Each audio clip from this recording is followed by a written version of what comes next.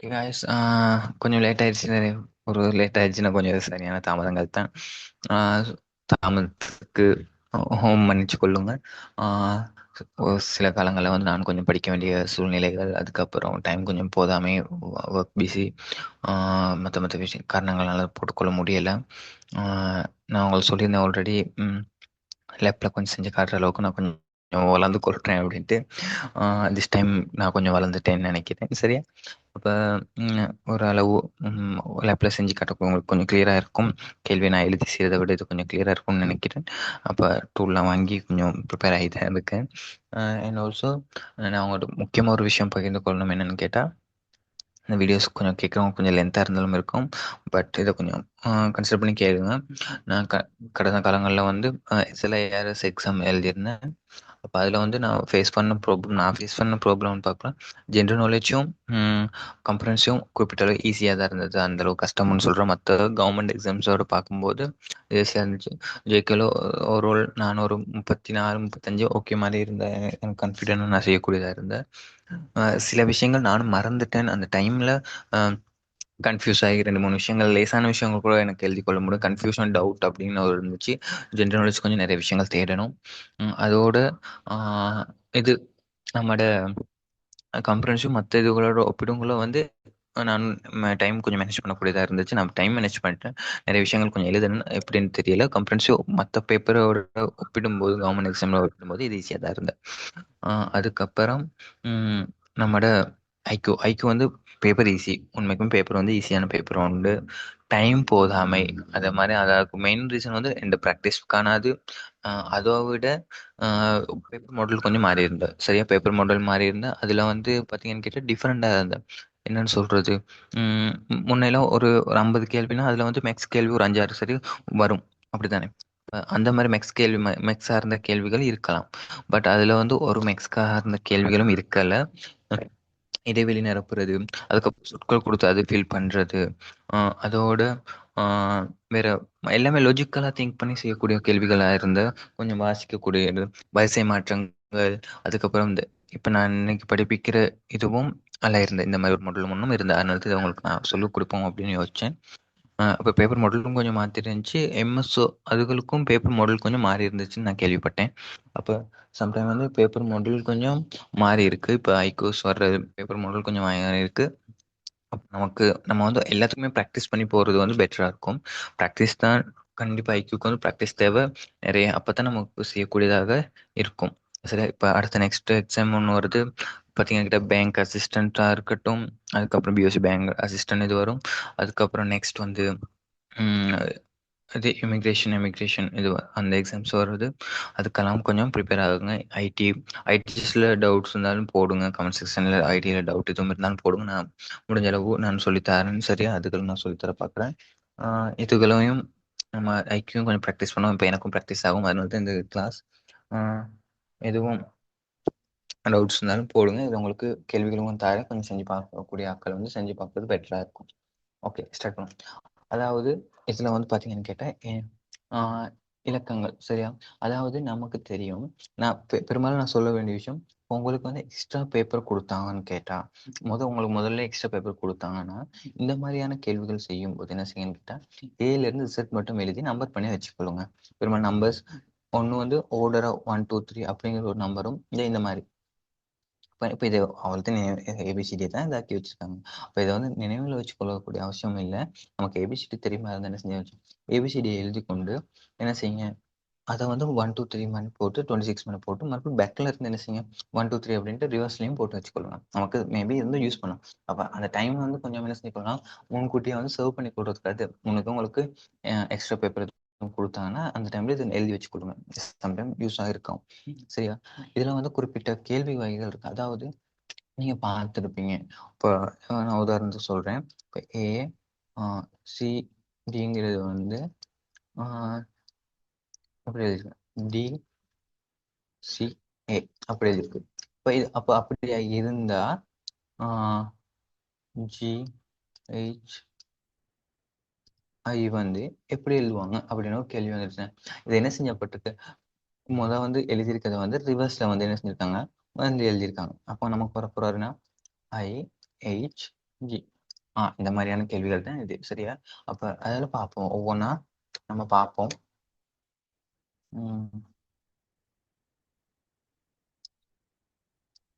சரியா? அதில் வகை ஒன்று இருக்கு, என்னன்னு பார்த்துங்க. ஆங்கில எழுத்துக்கள் பிற ஆங்கில எழுத்துக்களை கொண்டு, அதாவது பாருங்க, ஒரு ஆங்கில எழுத்த இன்னொரு ஆங்கில எழுத்தை வச்சு என்ன செஞ்சிருக்காங்க இங்கே வகை பாருங்க.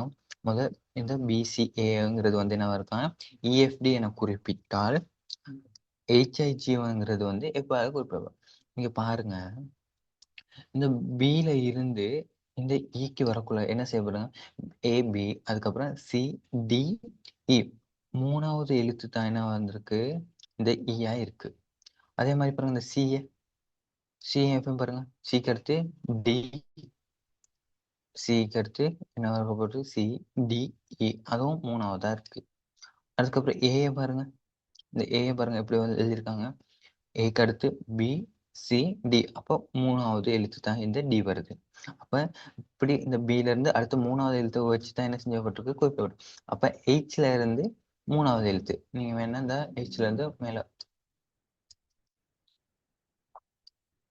இந்த ஹெச்ல இருந்து மூணாவது நம்ம இங்க இருக்க இந்த அதுக்கு தான் நான் ஏபிசி கொஞ்சம் எழுதி வச்சுக்கிறேன், ஈஸியா இருக்கும். அப்போ ஹெச்ல இருந்து மூணாவது எழுத்து என்ன, கே. அப்போ வரப்போறாரு கே. அடுத்து ஐல இருந்து மூணாவது எழுத்து பாருங்க, 1 2 3 எல். கொஞ்சம் பார்த்துக்கோ, கிளியர் இருக்கான்னு. ஜில இருந்து மூணாவது எழுத்து 1 2 3வது என்ன, ஜே. அவ்வளவுதான் ஆன்சர் இருக்கான்னு பாருங்க, KLJ.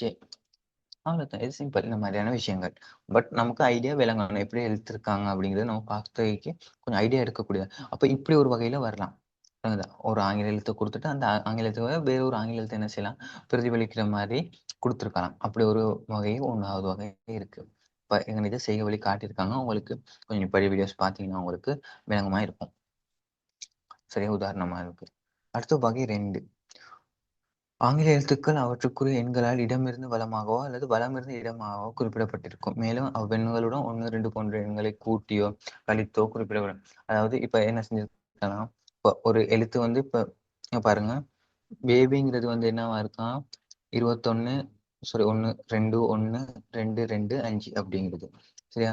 சைல்டுங்கிறது 3 8 9 1 2 4 என குறிப்பிடப்பட்டது. மதர்ங்கிறது அதாவது இதுக்கு என்ன செஞ்சிருக்காங்கன்னு கேட்டா பாருங்க, பேபிங்கிறது அப்ப ஏபிசிடில பாருங்க, ஏ பி சி. அப்ப இது வந்து ஒன்னாவது எழுத்து, இது வந்து ஒன்னாவது எழுத்து, இது வந்து ரெண்டாவது எழுத்து, மூணாவது எழுத்து, அப்படித்தானே? அப்ப டி வந்து நாலாவது, இப்படி போகும் தானே, இப்படித்தானே ஆர்டர்ஸ் போகுது. அப்ப பாருங்க, பிக்கு வந்து பி வந்து எத்தனாவது எழுத்தா இருக்கு, ரெண்டாவது. ஏ வந்து ஒன்னாவது, பி வந்து மறுபடியும் ரெண்டாவது, பைங்கிறது வந்து மொத்தம் 26, செட்ல இருந்தோம்னா 25. பாருங்க, இப்படி ஒரு ஃபார்மேட்ல தான் இது இருக்கு. அப்ப என்ன, இந்த ஆங்கிலத்துக்கான இலக்கங்களை வந்து போட்டிருக்கோம். அப்ப சைல்டுக்கும் பாருங்க, சைல்டு வந்து 3, ஹெச் வந்து எத்தனை 8, ஐ வந்து 9, எல் வந்து 12, டி வந்து 4. அப்படி அப்ப என்ன குறிப்பிட மதர். அப்ப மதருக்கு என்ன எழுத்து வரப்போகுதுன்னு பார்க்க போறோம். அப்ப அடுத்து நான் சொன்ன ஏபிசிடி வந்து முன்னுங்க ஒரு எழுதி வச்சுக்கொள்ளுங்க, அப்ப ஈஸியா இருக்கும் அப்படின்ட்டு. சரி, அப்ப டக் டக் டக்குன்னு நம்ம இதெல்லாம் ஈஸியா இந்த விஷயத்த பார்த்துக்கொள்ளும். ஆனா அந்த ஐடியா நீங்க முதல்ல எடுக்கணும், விளங்குதா? அந்த ஐடியா எடுக்கிறதுல தான் உங்களுக்கு இருக்கு. அப்ப மதருக்கு பார்க்கக்குள்ள ஒரு எம் வந்து 13வதா இருக்கும், ஓ வந்து 15, டி வந்து 20, அப்புறம் ஹெச் வந்து 8வதா இருப்பாரு, டி வந்து 5, ஆர் வந்து 18.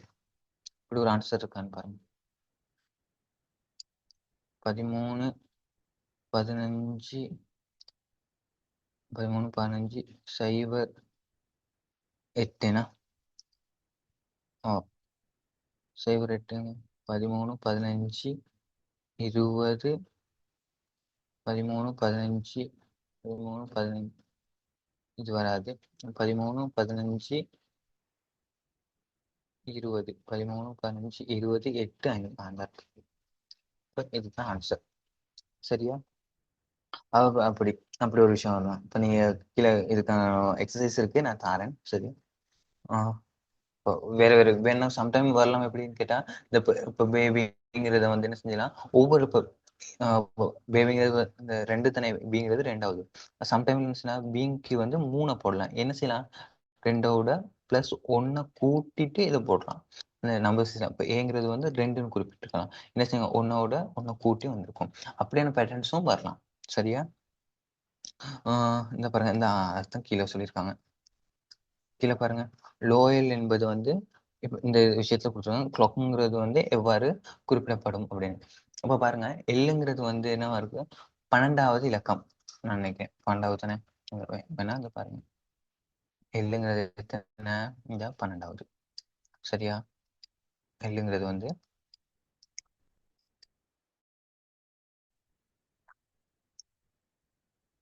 எல்லுங்கிறது 12வது. அதோட 1 கூட்டி இங்க 13 அப்படின்னு மென்ஷன் பண்ணியிருக்காங்க.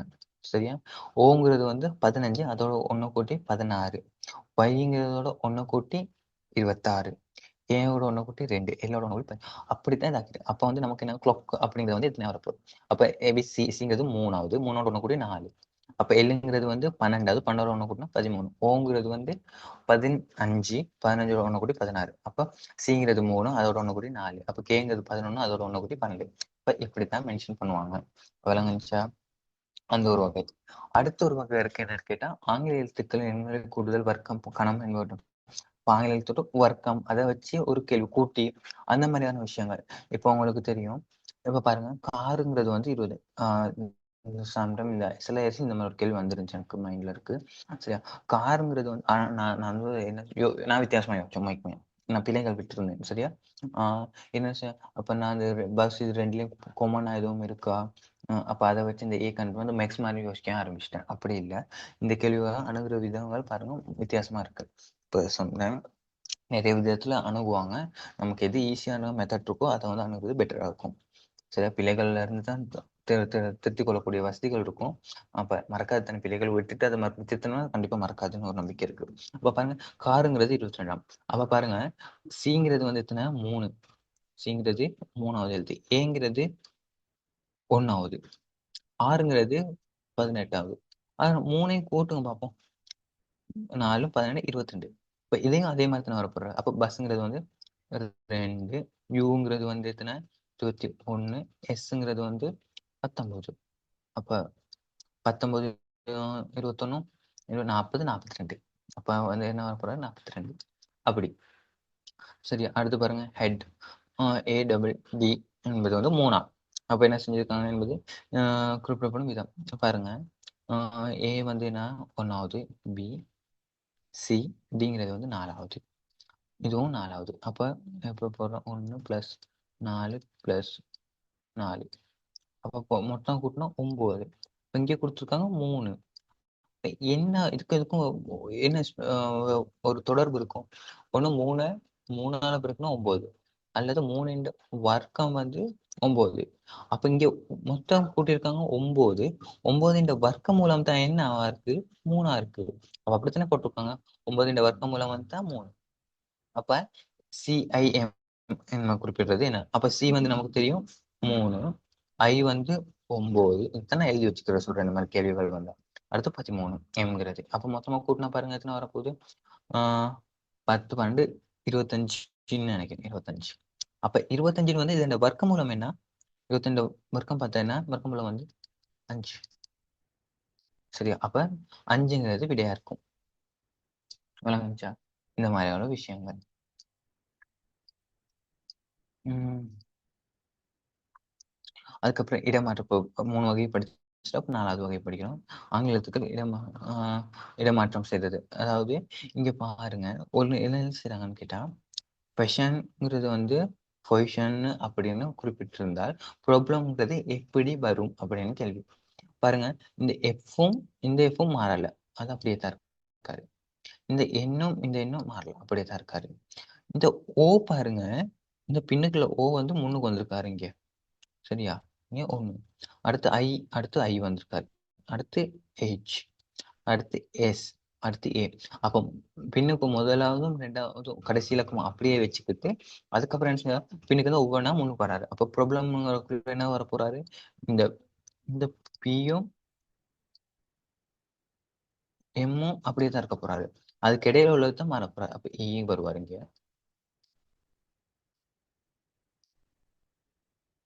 சரிதானே? இ, அடுத்து எல், அடுத்து பி, அடுத்து ஓ, அடுத்து ஆர். அப்படி ஒன்று இருக்கான்னு பாருங்க. முதல்ல நீங்க ஆன்சர் பார்க்கல, பி இருக்கணும். அடுத்து EL B, B O R M. எத்தனை ஆன்சர் வரும்? அப்ப பிஏஎல் பிஓ ஆர் எம். சரிதான், இந்த ஆன்சர்ஸ் தான். அப்படி இது ஒரு மாற்றம், வரிசை மாறி வந்திருக்கு. சரியா? அதே பாருங்க, இன்னைக்கு சிஸ்டம்ங்கிறது வந்து இப்படி மாறி வந்திருக்காங்க. சிஸ்டம்ங்கிறது வந்து இந்த மாதிரி எழுதியிருக்காங்க. அப்ப நமக்கு இந்த எழுத்து வந்து நியரர் என்பது எப்படி சொல்லியிருக்காங்கன்னா, அப்ப நமக்கு இது வந்து எப்படி ஃப்ராக்ஷன் அப்படிங்கிறது வந்து எவ்வாறு வரும் அப்படின்னு தான் கேள்வி. பாருங்க, உங்களுக்கு இதை பார்த்தே டக்குன்னு ஐடியா ஒன்று வராது என்ன செஞ்சிருக்காங்கன்ட்டு. சரியா? இதுல என்ன செஞ்சிருக்காங்கன்னு கேட்டா, இந்த மூணு இலக்கங்களை வந்து மாத்தி மாத்தி எழுதியிருக்காங்க. பாருங்க, இந்த சிஸ்டத்துல வந்து மூணா பிரிச்சா, இந்த எஸ் வந்து முன்னுக்கு வந்து அடுத்து ஒய் அடுத்து எஸ் அப்படி. அதுக்கப்புறம் டிஇஎம் தானே, இந்த டி வந்து பின்னுக்கு போயிட்டு அதாவது அந்த எம்ங்கிறது முன்னுக்கு வந்து அடுத்து இ அடுத்து டி அப்படி.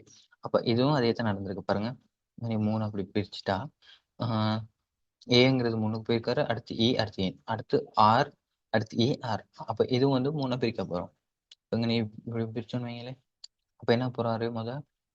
ஏ ஆர் எஃப், அடுத்து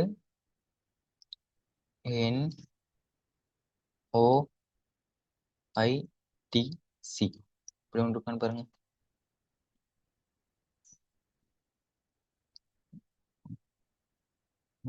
ஸோ ஃப்ராக்ஷன் ஓ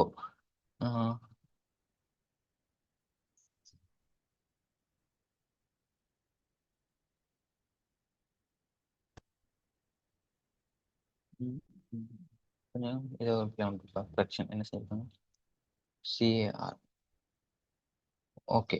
இதை வந்து சாரி, நான் மூணா பிரிக்கிறேன், நாலா பிரிச்சிருக்காங்க. இப்போ சமனா பிரிச்சிருக்காங்க, அதுதான் பிரச்சனை.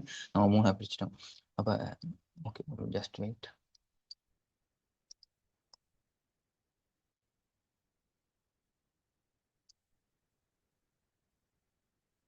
அப்ப இந்த வந்து சரியா பிரிச்சா இன்னைக்கு வருவாரு. அப்ப என்ன? C A R F N O I D அப்படி வரும். சிஏஆர் ஐ என் பாருங்க, CRF CARF N C NIT அப்படி. ஓகேயா? அடுத்த அஞ்சாவது வகை லாஸ்ட்னு நினைக்கிறேன். ஓகே, லாஸ்ட் வகை.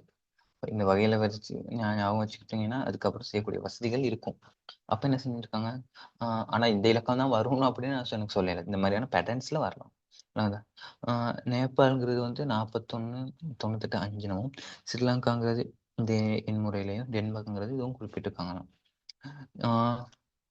குறிப்பிட்டால் இந்தியாங்கிறத வந்து எப்படி சொல்லுவாங்க அப்படின்ட்டு தான் கேட்டிருக்காங்க. இங்க பாருங்க, இது வந்து என்னன்னு கேட்டா, இது வந்து இப்ப இப்ப ஏபிசிடி இப்ப அந்த வகையில இல்ல. இதுக்கு வந்து ஒரு இலக்கம், ஒரு என்கிரிப்ட் பண்ண மாதிரி ஒரு இலக்கம் வரும். இப்ப பாருங்க, இதுல வந்து எல்லாம் எது எது காமனா இருக்குன்ட்டு. நேபாளில் பாருங்க ஏ வந்து காமன், இங்க வந்து ஸ்ரீலங்காவில் ஏ வந்து காமன், இதுல வந்து ஏ வந்து கொமன். அப்ப கொமனா இருந்துச்சுன்னா இதுக்கு போட்ட இலக்கம் இந்த மூணுலயுமே இலக்கம் இந்த ஏங்கிறதுக்கு ஒரு கொமனான எழுத்து ஒண்ணு இங்க இருக்கணும். மூணுலயுமே இங்க மூணுலயுமே கொமனா இருக்கிறது பாருங்க. இந்த எட்டுங்கிறது கொமனா இருக்காரு, இதுலயும் எட்டுங்கிறது கொமனா இருக்காரு. இப்ப பாருங்க, ஸ்ரீலங்காவுக்கு இன்னைக்கு ஏக்கு வந்து 8, இதுக்கும் 8 இந்தாங்க இன்னைக்கு போட்டு வச்சிருக்காங்க. அப்ப ஏங்கிறது நம்ம எதுல இருந்து எடுத்துக்கணும்னா ஏ ஈக்குவல் டு 8 அப்படின்ட்டு. அதுக்கப்புறம் பாருங்க, இன்னைக்கு ஐ. சரியா? நமக்கு இந்தியாங்கிறது என்ன தேவை? நமக்கு என்னென்ன தேவை? அப்ப ஐக்கு பாருங்க, என்ன கொடுத்துருக்காங்க? 1 2 3வது. அப்ப ஐக்கு வந்து 3வது எழுத்து என்ன? சாரி, 3வது 2. ஐங்கிறது வந்து 2வது சொல்றாங்க. என்னங்கிறது என்ன இருக்கும்? இங்க 4. அப்ப என்னங்கிறது வந்து 4. சம்டைம் இது வந்து ஓர்டரா இருக்கு. இது சில சந்தர்ப்பங்கள்ல வந்து ஓர்டர் இல்லாமையும் கொடுப்பாங்க. அப்ப நமக்கு வந்து கண்டுபிடிக்க தெரியும் எது எது எது இருக்குன்ட்டு அப்படிங்கிற கேள்வியும் இருக்கு. சரியா? அதுக்கப்புறம் இந்தியா. நமக்கு டி வந்து என்னன்னு பார்க்கணும். இப்போ டிங்கிறது வந்து டென்மார்க்ல இருக்கு. அப்போ டிங்கிறது வந்து 0வா இருக்க போறாரு. அப்போ பார்ப்போம். அப்போ ஐங்கிறது வந்து நமக்கு என்ன செஞ்சோம் 2, என்னங்கிறது வந்து நம்ம கண்டுபிடிச்சோம் 4, டிங்கிறது வந்து 0, ஐங்கிறது நமக்கு தெரியும் 2, ஏங்கிறது தெரியும் 8. அப்போ 24 0 2 8ங்கிறது தான் விடையா இருக்க போறோம். நீங்க பாருங்க 24 0 2 8. இப்படி. அப்போ இந்த மாதிரியான எடுத்துக்காட்டுகளும் வரும். அடுத்து பாருங்க, இங்க வந்து ஸ்லிப்ங்கிறது வந்து இப்படி எழுதியிருந்தால் சரியா, ஸ்பியர்ங்கிறது இந்த மாதிரி எழுதினா, நாம் கொள்ளுங்கிறது வந்து இந்த மாதிரியும் எழுதியிருக்காங்க.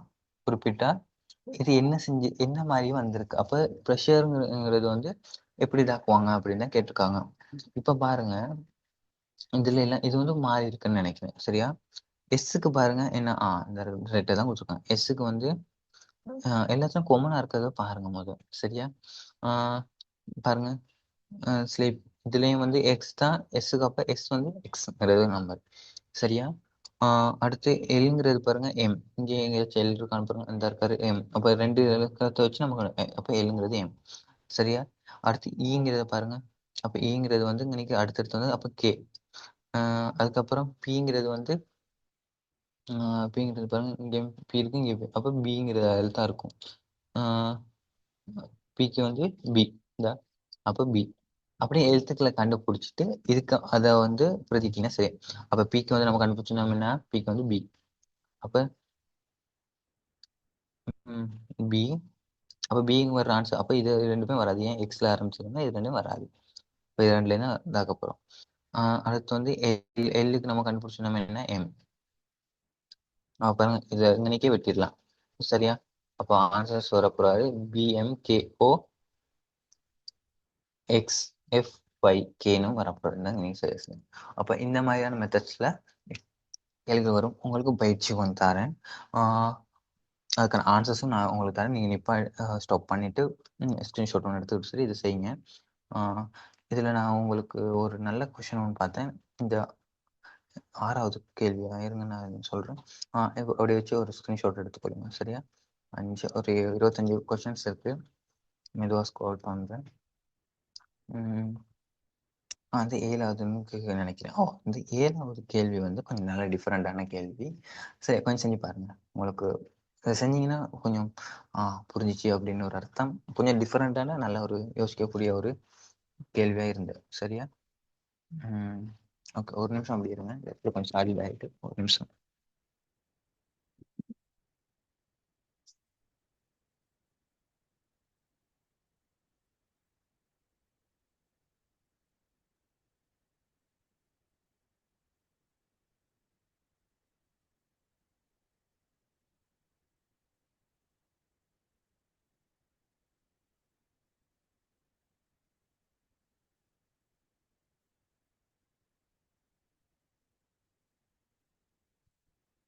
ஓகே,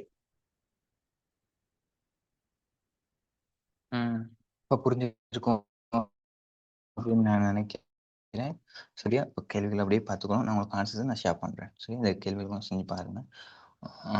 விளங்கியிருக்கும்னு நினைக்கிறேன். எதுவும் டவுட்ஸான கேள்விகள் இருந்தால், விளங்காமல் எதுவும் இருந்தால் அதை மென்ஷன் பண்ணுங்கள்.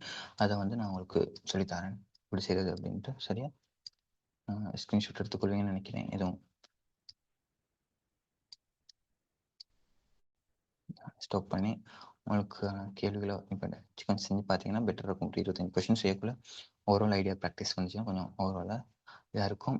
செஞ்சுட்டு உங்களுக்கு அதுக்கான ஆன்சர்ஸை வந்து நான் அடுத்த இதில் வந்து போட்டு விட்டுறேன். கமெண்ட் செக்ஷனில் சரி பின் பண்ணி விட்டுருக்கேன். ஆன்சர்ஸை நீங்கள் பார்த்து கொள்ளக்கூடிய அவசியங்களாக இருக்கும். சரியா, டிக்டாக்லையும் யூடியூப்லையும் அப்லோட் பண்ணுவேன், பார்த்துக்கொள்ளுங்க. ஓகே, தேங்க்ஸ் ஃபார் வாட்சிங். தெரியாதவங்களுக்கும் ஷேர் பண்ணி விடுங்க. இந்த புக்கில் கொஞ்சம் நல்ல விஷயங்கள் இருக்குது. அடுத்தடுத்த இதுகள் கேள்விகள் கொஞ்சம் பார்ப்போம். ஓகே, பாய்.